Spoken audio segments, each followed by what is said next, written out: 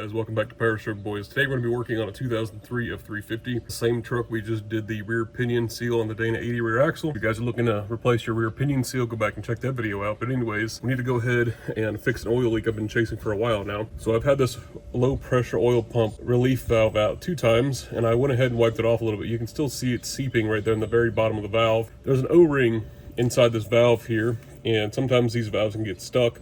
All it is just a mechanical cap, a spring, and then an actual valve body itself. And so what happens is sometimes these springs can get gummed up with oil, stiction, and this valve will actually keep your truck from building low pressure oil to the higher pressure oil system. Check this low pressure oil relief valve. Make sure it's not stuck. You can get the valve for about 80 bucks, but I'll show you the valve itself is mechanical. You don't have to replace it. We're just gonna go ahead and replace the O-ring, clean it up really well, polish it if we need to. And we'll be using a 12mm hex drive to get this out. These things can be stubborn. You might have to heat it up to get it out. This is a steel plug going into an aluminum front cover. All right, you guys, so this is my combination here. Anyways, air impact, a 1/2-inch drive swivel to a 1/2-inch 2/3 reducer to a 12mm hex drive socket. So you can see how that orientation works there, okay? Transmission lines are in the way, so that's why I'm using a swivel socket.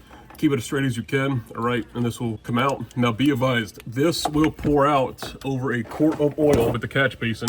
I can't do this both-handed, unfortunately, so you guys will just have to suffice.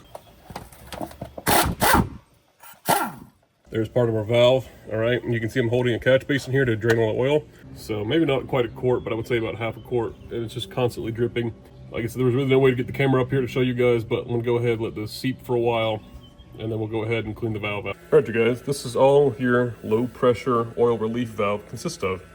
You have your spring, your actual valve, and then your actual cap there. Spring seats inside that, then your valve slides over the spring, and that's what makes up your low pressure oil relief valve. So, and you guys can see, there's 3 little parts, and you can see what happens to the O-ring. This is the 3rd time we'll be doing this, and I think just originally, again, I didn't have the right O-rings. I was looking for dang near a month. Anyways, shout out to Evan. Thanks for giving me the part number, man. Appreciate it. And you guys can see the O-ring I put in is just disintegrated. And I put this in by hand. I don't want to run them in with an impact, nothing like that. So we're gonna go ahead and get this old O-ring off, all that old material. All right, you guys, here's the part number for the low pressure oil pump relief valve O-ring. You can see here, I got 2 of them. They were like $4 a piece. This is usually a special order. Sometimes I might house this in stock, but if you call up your traditional Ford, tell them you need just the O-ring, they'll be like, we don't have a listing for it. Well, you know, Powerstroke boys always come through and give you the part numbers. So there's the O-ring there.